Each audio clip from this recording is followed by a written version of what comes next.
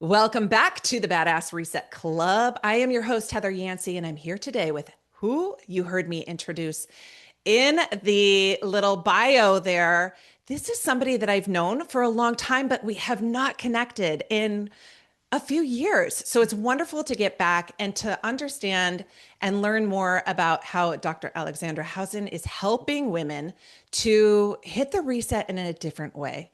We're talking about nervous systems. We're talking about what happens when we don't take care of our nervous systems. We're going to dive deep into some practices, some thoughts, some mindset, and some great stuff. So, welcome to the program, Dr. Alexandra Howson.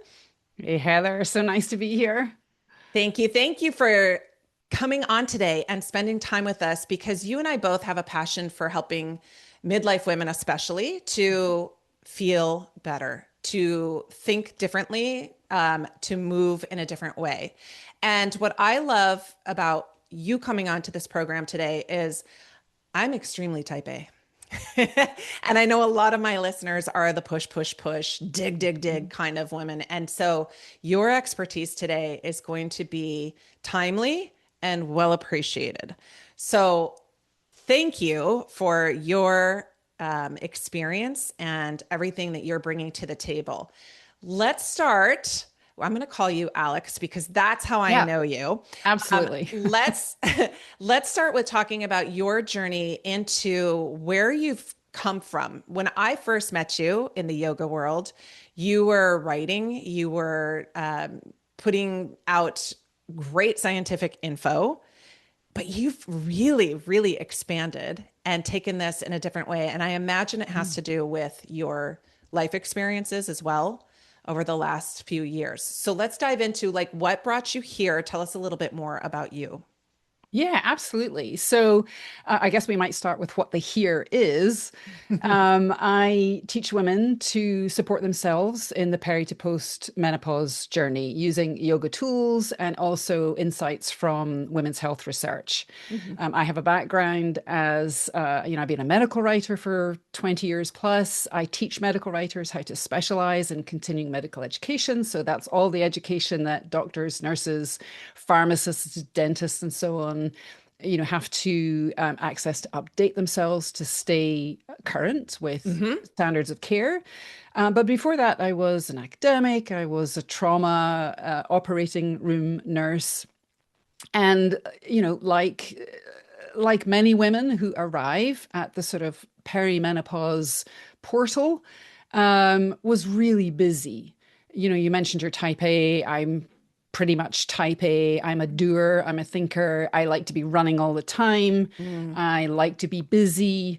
I like to do all the things. Mhm. And kind of hit perimenopause actually in my late 30s, early 40s, and started to notice, a whole bunch of changes showing up, which of course they do for many women. We hear about the common symptoms like hot flashes, maybe some mood changes, some sleep disruption, and so on. But actually, there's a lot more than that. The Swan study and the Women's Health Initiative, these are two huge, thousands and thousands of women involved in these studies. They've cataloged something, yeah, well over 30 symptoms that Oh, can show up in the I think I've read menopause. 70 something, like Yeah, it could common. even be as Yeah, many as that. I mean, they keep adding to. sure. So, I think in my 40s, I'm an active person. I was running, I was swimming, I was practicing yoga. And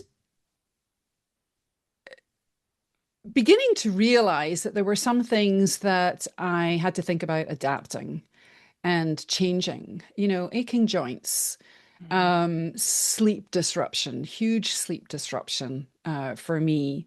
Started to have, the experience of anxiety and even panic attacks, which I hadn't really had before. Mhm. And then at the beginning of the pandemic, my husband had a stroke Mm. just before, early 2020. And so that heaped on top of, all the things that the pandemic asked us to do, kind of brought me to a bit of a full stop. I mean, I kept on keeping on, because that's what women do and that's what we're taught to do. Absolutely. But had a fairly sort of major panic attack that ended up in the ER because I thought I was having a cardiac event. And at Oh, that wow. point, I realized, okay, my body is asking for something different here. And that very much took me into the journey of rethinking how I teach yoga, rethinking how I support women in the other work that I do, and really kind of going on this exploration of rest and reset. And, Hmm. began to learn just how important rest is, Hmm. especially in that peri to post menopause journey, because we arrive at that portal already fried. So by the All right. time you are, in your early 40s, you may be a mother, you may be a caregiver, Hmm. you're most certainly a worker of some kind, sometimes, working three jobs. Maybe you're at some kind of professional performance peak in your work or the physical activity that you do. Hmm. You are a friend, you're a neighbor, you are a community volunteer. You're doing all the things. And that means for a couple of decades, most women who arrive at that, kind of perimenopause point have been, running on empty and full on. Their sympathetic nervous system is fully engaged. And often, uh, folks aren't, taking the time and doing the practices to allow their nervous systems to reset and Hmm. relax.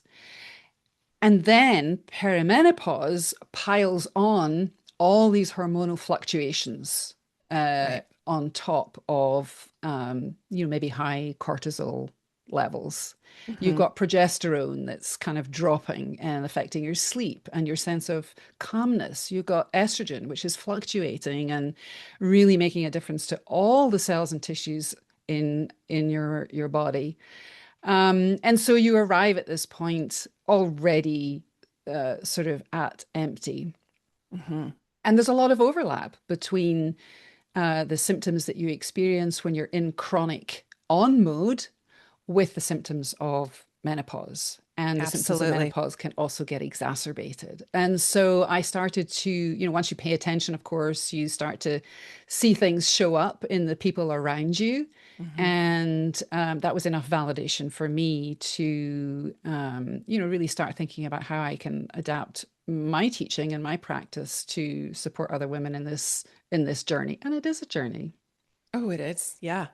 I I've heard many times recently that the best teachers are the teachers who are sharing what they've gone through. Like that we can't really make impact if we haven't been there, right? I And think that's true. I see this with a lot of women our age who are really bringing important things to light because it's just such a deep feeling that we've been through and we want other women to not wallow in that. We talk a lot on this podcast about some women don't know, right? Like some women who are in perimenopause really don't understand that that's their hormones changing and how much their nervous systems come into play with that. And so the first thing they do is they go to their doctor and they're given the option of either anti-anxiety medication or antidepressants. Sometimes, it's a combination. And it's wonderful that this is coming more commonly now. This talk, this speak about, hey, maybe it's not just straight on, anxiety. Maybe it has to do with some deeper things that you can help lifestyle can help with. Absolutely. I think we're at a really interesting cultural moment in Western societies. That conversation about menopause started in the UK a little earlier than it did in the US. There's been a lot of conversation amongst journalists, high-profile journalists who've written books about their experience. Nicola Sturgeon, the First Minister of Scotland, as she was then, she's no longer. She talked about being a woman in power in perimenopause. I love it. The Yeah, the UK government did a lot of research and actually changed policy around support for women in the sort of, menopause transition. And then in the US, we've seen the publication of a lot of books, again, by high profile women, including Dr. Jennifer Gunter, who runs a Substack called The Vagenda. She's a Mhm. fantastic source of research and evidence-based information about menopause. Um, what fresh hell is this? I can't remember the author's name, but it's a I very haven't kind read of that one. yeah, it's a very kind of witty and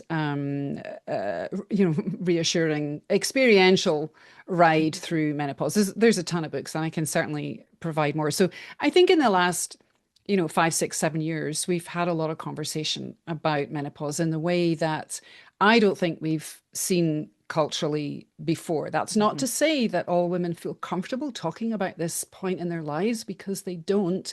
But I think those of us who do feel comfortable talking about it can really sort of shine a light in a way and create space Mhm. for people to be able to reflect and or share Yeah. what they're going through, as well as provide tools to offer that support. And to your point about medication, I think you know US medicine and healthcare is very product focused, and that's fine. There are all sorts of reasons why we might need to take some kind of medication, but I think there's a lot we can do to support ourselves to Mhm. manage Mhm. some of the symptoms, not necessarily all of them. And I'm certainly not arguing that yoga is a panacea, but I think there are lots of great tools in yoga that we can adapt and use in a therapeutic way for ourselves. Agreed, for sure. You know, I do follow the Vagenda. I read it. Oh, and I got a Just chance to meet her a few weeks ago. did She is you? absolutely, she's phenomenal. She's Yeah. it's interesting in the world that you and I are in, that who we're learning from. I like to learn from both sides, and there are definitely two sides to this, right? Like I'm sure you've seen it. There are thoughts and thought camps about how we handle symptoms, and it's I like to stay kind of in the middle. I like to learn from both sides and hear what both are saying, but that's life. We're always going to hear two different sides to a story. Are you talking about sort of medication or not medication? Yes. Well, Okay. I'm mainly talking about MHTHRT, and Right. the Okay. ideologies behind that. But that's a That's a that's a different podcast. that's a totally different podcast. So back to where we were with. First of all, thank you for sharing your story. I do hope that your husband is doing well, and I do hope that panic attacks. They're very scary. I've seen family members go through them as well. They're very scary.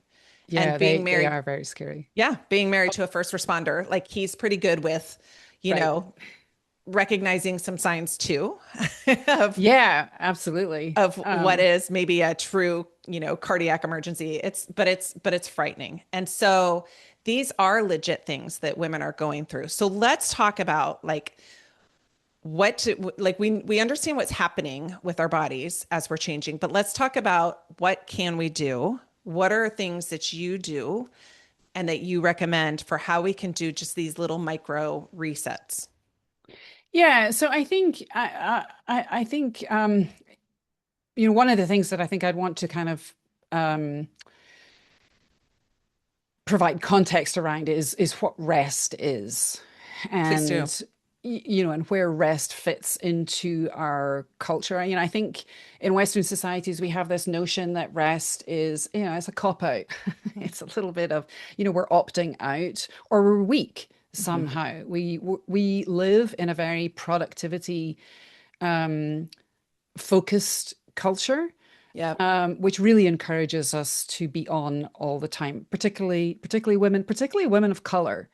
And so that makes it difficult for us to think about rest as something that can be really nourishing and positive, and that we can do for ourselves. I think that's the first thing. But the danger of not prioritizing rest before we get to what that might actually look like is, of course, that stress sticks around for longer. that recovery window from feeling stressed. There's just a much larger kind of, margin of, recovery. It takes Mm-hmm. longer. And the things that we're feeling and experiencing in that peri to postmenopause journey just get exacerbated. Excuse me. When we're younger, um, or earlier in life, our hormones buffer a lot of the stress that we experience. Excuse me, one moment. Mm-hmm. Excuse me. No worries. So we do push through and recover more quickly and keep on going. But stress accumulates faster when we're in, menopause Mm-hmm. transition. And so we feel that fatigue, we have that poor sleep, we have that fog and Mm-hmm. irritability, and we try to address it with things like, stimulants, alcohol. I certainly did that. I, drank more than I needed to. Who doesn't love a good glass of wine was my thinking. I've reached a point in life where, yeah, no, actually, my body can't deal with that at all Yeah. um, uh, anymore. But we use those things, Mm-hmm. stimulants, maybe even exercising harder Mm-hmm. to kind of push through. But rest is supports homeostasis. You know that. Mm-hmm. It supports that process of our bodies replenishing and preserving, at a cellular level, at a tissue level. Rest also allows us to really trigger the parasympathetic nervous system so that we are in that rest and digest mode. We're in that tend and befriend Mm-hmm. mode. And we're telling our brains when we're resting that, we're signaling safety. We're cultivating what Sarah Mednick, who is a research psychologist at Stanford University, calls a down state. She has a great book, The Power of the Down State. I would Mm. certainly recommend that. It's a fairly straightforward read. And rest supports emotional and mental processing. So there are good reasons, physiologic reasons for rest. In traditional Chinese medicine, rest is a way to it's a way to replenish qi, life force, energy. Energy. Yeah, exactly. And seen through that lens, rest in midlife menopause is really our bodies asking us um, to build reserves, not to kind of burn through, Right. the resources that we have. Mm-hmm. So, given all that kind of context, I see menopause as a call to rest. We frame it culturally as a decline in some way, but I think it's an opportunity to slow down, to slow that outward expenditure that women are Mm-hmm. always doing and shift more to kind of preservation. We preserving ourselves, preserving our bodies, our minds, our emotions. It's an opportunity to redirect towards clarity in our lives. Menopause isn't just a physical, we've been talking about physical symptoms mostly, Mm-hmm. but menopause is also an opportunity or a space for a lot of women for rethinking the direction of their lives, rethinking who they want to be and how they want to show up in the world, rethinking what they're willing to tolerate Mm-hmm. in other people. Mm-hmm. And so it's an opportunity to move from caretaking to self-resourcing. And again, in traditional Chinese medicine, to move from that young, energetic, productive mode of being to something that is more inward and yin like. So that's where kind of rest fits in, at a physiological, cultural, and I think emotional level. So what is rest? It's of course it's sleep, Mm-hmm. but it's not just sleep. And we know that sleep is one of the things that is really disrupted in the menopause transition for sure. But practicing rest can also help sleep. Mm-hmm. There's a wonderful book by Dr. Sandra Dalton Smith called Sacred Rest. And she kind of describes or categorizes 7 different types of rest. So, physical Hmm. rest, Mm-hmm. sleep, massage, things that work on your body and help your body physically Mm-hmm. to relax. She talks about mental rest, so unplugging from work, things like meditation, sensory rest, reducing screen time, finding quiet space, emotional rest, you know, seeking healthy boundaries, getting emotional support, Mm-hmm. creative rest, time in nature, things like that, social rest, spending time alone or with positive people. And we know that one of the things that happens in menopause for a lot of women is that their tolerability for being around people who take and who don't necessarily replenish them, that tolerability reduces. And That's spiritual rest. interesting. Yeah, absolutely. And That's an spiritual interesting rest. point. Yes. Yeah, go ahead. Yes. Sort of mindfulness, I those sorts of I things. I haven't thought of that with the, Mhm. I think that after the pandemic we were so focused on we need community. We need to, Yeah. we need this support. I've never really thought about the losing the, tolerance for Well, I think this is also one of the things that comes from practicing rest. Mm, It gives you that opportunity to move inward and to really start to become attuned to what you want in your life hmm. and what nourishes you. Yeah. Yeah. And we know, that's very individualized, but for many women, that's just not an option because they are caring and giving and working and being and doing and being the community that we're talking about. Hmm. So that's very outward facing. Hmm. But that is certainly one of the things that can really. I had a conversation with a client actually just yesterday. She's in my medical writing community, but Hmm. she is struggling with perimenopause right now.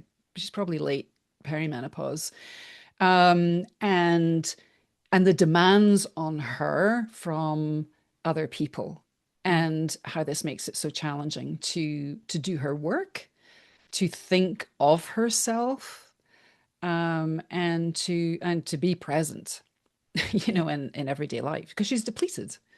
Hmm. And that depletion is really, really common. Yep. I get that. And I see that often too. I will just throw in that rest is challenging. Hmm. Hmm. It's not easy. It's not an easy ask because I think it's a combination. I need to see all my things checked off of a list each day Yeah. to go to bed with a feeling of success. Um, I also I wear a tracking device that tells me Yeah. my recovery scores of how hard I can push the next day, and it's not just physical. It's also, how much energy do you have to expend for work and all the things. And sometimes, and this is between you, me, and everybody listening to this, sometimes my recovery or score will say, you need to pull back today. Today is not the day that you work as hard. And I will argue with my little AI coach that's built into this device. And I will say, but. And I think that's really common. We have this resistance to rest. And Yes. and it's got to be that it's a constant habit that we're working on of building into our daily lives so that we become comfortable and more accepting. Yes. Yes, absolutely. And one of the ways we can do that is micro rest practices. Okay, let's talk about Let's it. talk about that. And I think you're absolutely right about, that resistance to rest. A lot of that is cultural. There's And before I get to the micro practices, there's a wonderful book by Trisha Hersey, who runs NAP Ministry. She's a Black woman who is located in the South, and she talks about rest as resistance because capitalist culture is extractive and uses women's labor. And this might be too, uh, more than you wanted to hear here, Heather. But she argues that we can actually use rest as resistance to push back on that constant voice that pulls us to, hustle and grind. Okay. Yeah, and so that little that with your AI Uh-huh. coach, that's coming from somewhere, and it's For it's sure. coming from that internalization of, we all have it. Hmm. It's kind of hard to get around, but I think one of the ways that we can get around it, and I've found this to be true in my own life. Remember, I like to be busy. Hmm. Um, I like to do all the things. I like my check off lists as well. Is really micro practices. So you don't need to take a week off or stop your life to Hmm. build rest into it. You can use small kind of intentional practices, at different points in your day.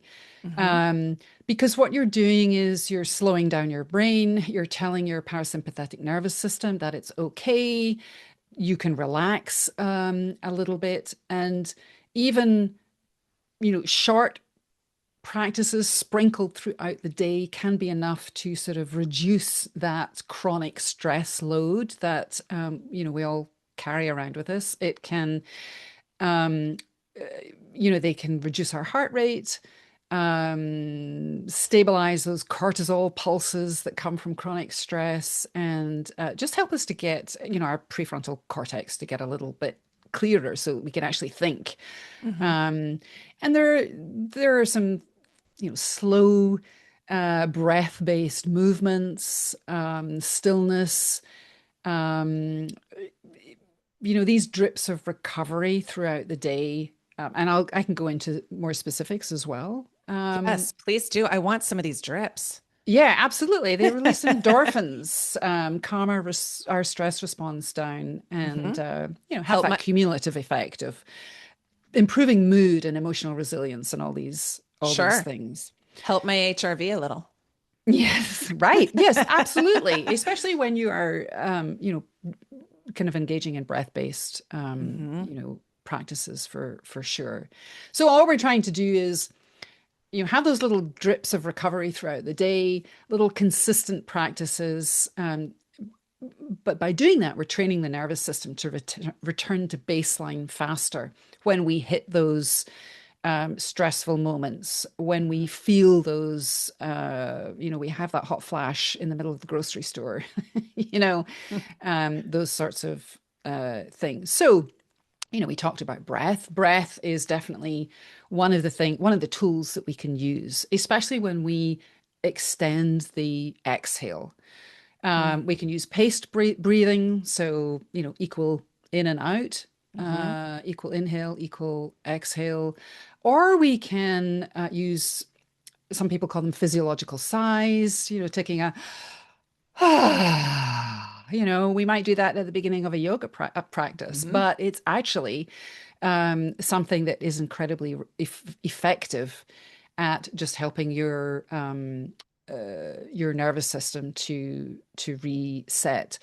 Or breathing in for a count of four, breathing out for a count of six or seven or eight. Just something that's a little bit longer on the Hmm. exhale than the inhale. Those kind of practices are fairly straightforward. They can help us to just get that little reset in the moment. Other things like heart math. Heart math is a very well researched practice. It's something that you can do standing in the grocery store when you're having that hot flash. It's just a way of bringing your attention to your breath, but instead of focusing specifically on your breathing, you're focusing on your heart. So you might just bring your internal vision or eye to your heart area, your chest, and find a comfortable breathing rhythm. And you can add, and you can stay like that for just a couple of moments. And then maybe add a layer of thinking about somebody in your life that you want to send care or compassion to. And there's lots of research associated with heart math that shows that when we do that, we slow down our breath, of course, but we slow down our heart rate. That sends a signal to our brain that, yeah, we're okay. We don't have to get up and go. We can sit still and just be in this space for a moment or two. And that's a very, you really just need to do that for a couple of minutes to get some kind of um, reset to allow you Mm-hmm. to do whatever's in front of you. And then there are kind of physical micro practices that can help to create that sense of grounding and reduce agitation. So one thing might be if you're at your desk, a seated forward fold. Just rest your forearms and your head on your desk. Maybe push your chair back a little bit so you're extending your spine. And you're getting that sense of stretching without overstretching and without having to prop yourself up on the floor with all sorts of things. This is Mm-hmm. something that you can do in the middle of your day when I wouldn't say when you feel you need it. I would be proactive. Okay. Like set your timer and just take, 3 to 10 minutes. Maybe you can't take 10 minutes at several points throughout your day, but you could take a couple of minutes. And it's that Um, forehead connecting too that's important, right?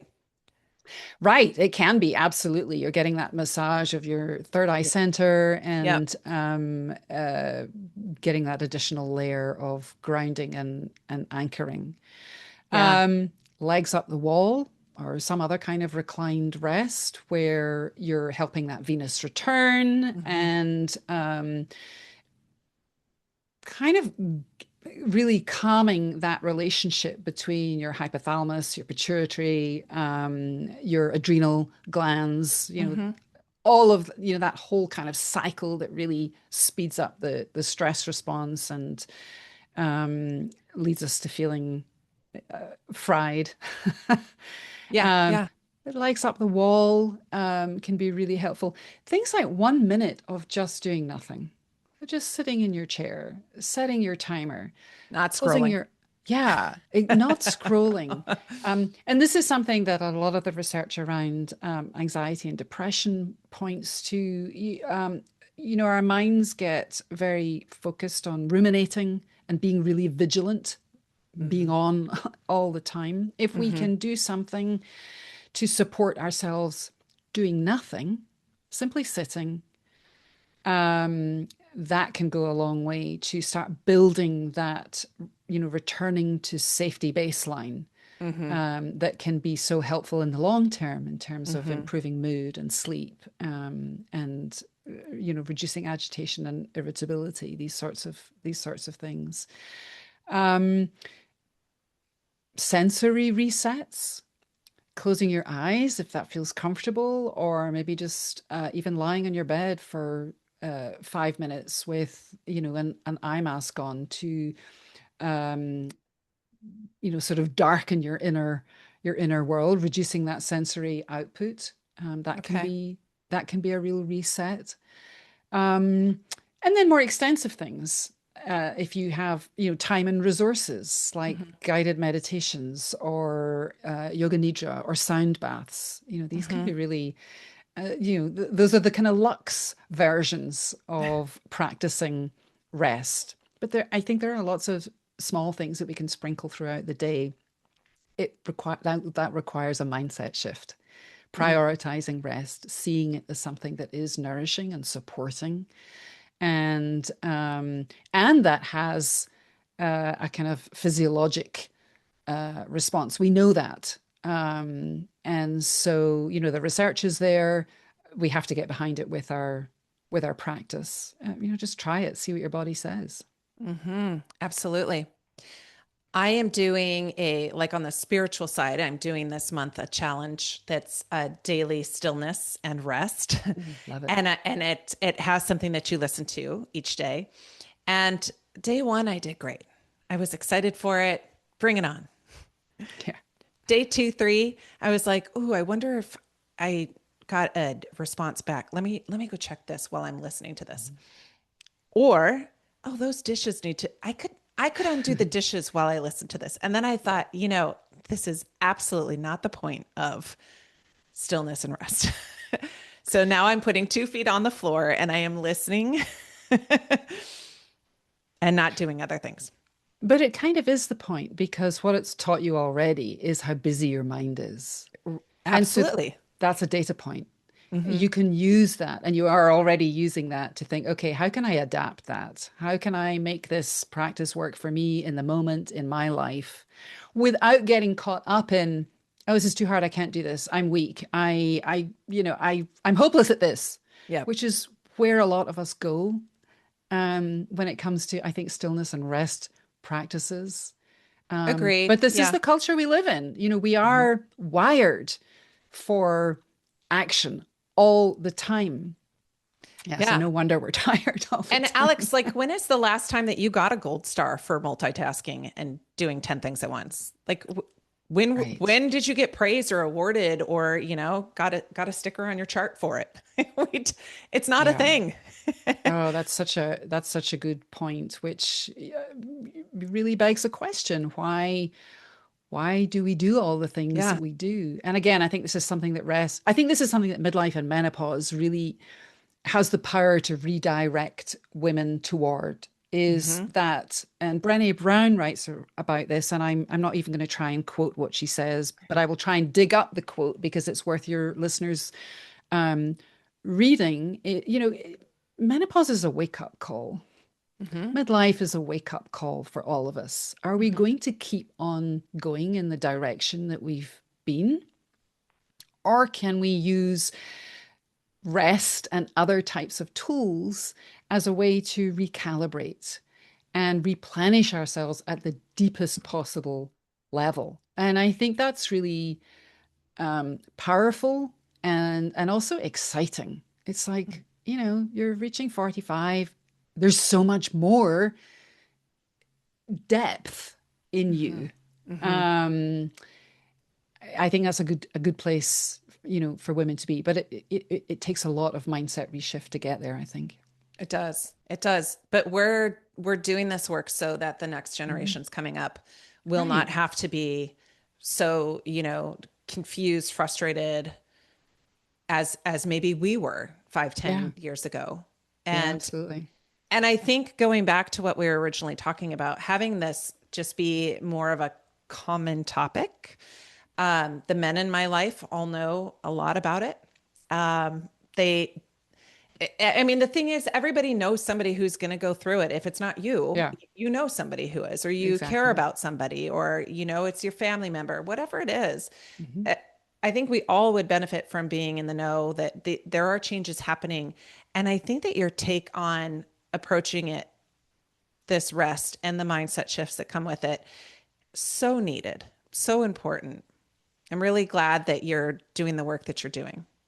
Oh, thank you. I mean, I am as well. I've had good teachers. So, I've been taught to do this work by Neve Daly, who's based in Ireland. She has a book called Yoga for Menopause, but she's been working in this area for, at least a decade. Hmm. And, other teachers as well. So that definitely helps.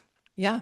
I've talked to my yoga classes about menopause, Mhm. especially like in the height of my brain fog era. Um if I forgot to do something on the other side, I would just explain to them that is a menopausal brain right there or a brain on overload and that's what happens. Yeah, And absolutely. I have no shame in saying that in front of men in my class. Like it's important for understanding, I think. Oh, I agree. I mean, I trained as a nurse 100 years ago, and so the idea of having shame talking about the body and what the Mhm. body does, I kind of got rid of that a long time ago. But I understand that it's we don't talk about our bodies um, a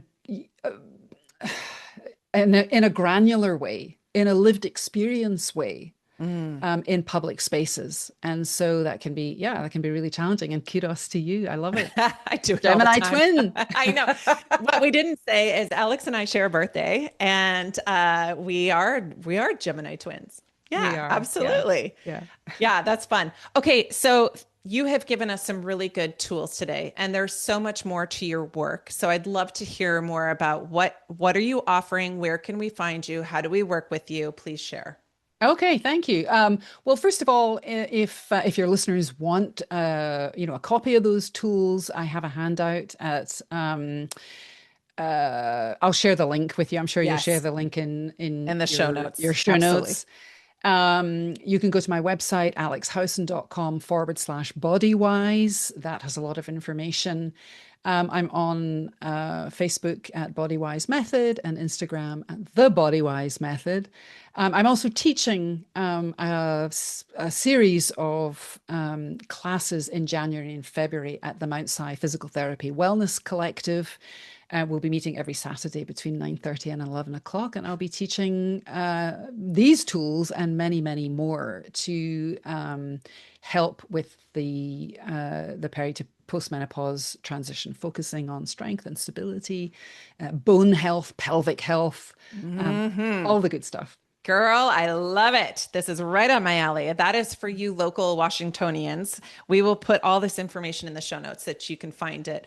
And I know I work with people who are not local. So if you're not local and you're listening and you want some of that, make sure to go and grab Alex's information.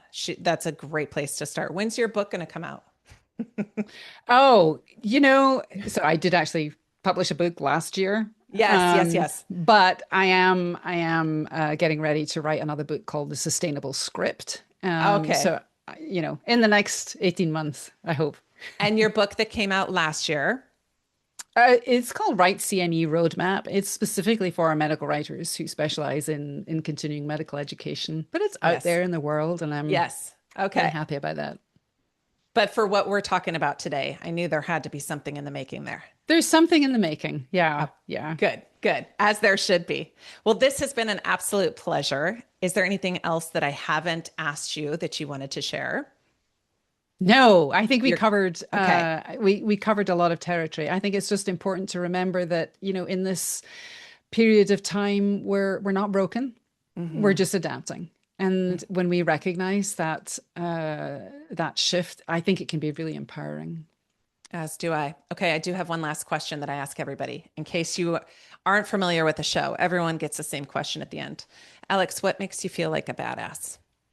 Oh, that's a great question. Well, at the moment, the thing that is making me feel like a badass is I am increasing my distance swimming. So, I'm up to almost 3/4 of a mile, which probably doesn't sound like a lot Hey. to people, but I think what's happened for me is I've been doing a lot of strength training Hmm. and working with weights and so on, and it's really improved my stroke power in a Yes. way I hadn't even anticipated. So yeah, that makes me feel like a badass. I get up, I'm in the pool at 5:30 in the morning, and I'm getting my strokes in. Awesome. Kudos to you. I think, as a triathlete, swimming is my least favorite modality. Right. And there's something about swimmers getting up at the crack of dawn on a cold day and driving to a pool and getting in It's that pool. wild. There's something going on with you that is deeply, deeply strong and resilient. It's really interesting. Yeah, and I've just kind of returned to swimming in the last year or so because my pool, the pool I'd been swimming in before got closed down. Um, yeah, it's interesting, and I'm yeah, it's interesting. It's maybe another conversation. But what is interesting is how I'm aware of how my body is responding in a Mm. way was not in. I mean, I'm in my 60s now, but I was not aware in my 30s or even my 20s. I was not doing what I'm doing in my 20s. So that's interesting to me. It's like the Yeah, body is infinite and is always giving you information. absolutely. We have to Yes. listen. As And Rumi says, there is a voice that doesn't have words. Listen, it's your body. mm-hmm. Yes. Well, high fives to you and your strength and your wisdom and all of the goodness that you're bringing to the world. And thank you to our listeners for tuning in this week. I know that these tools are going to be very helpful to you, and share them with somebody that needs them as well, because we all need to support each other. Thanks so much to Dr. Alexandra for coming on today. Thank you for listening, and we will see you next time on the Badass Reset Club.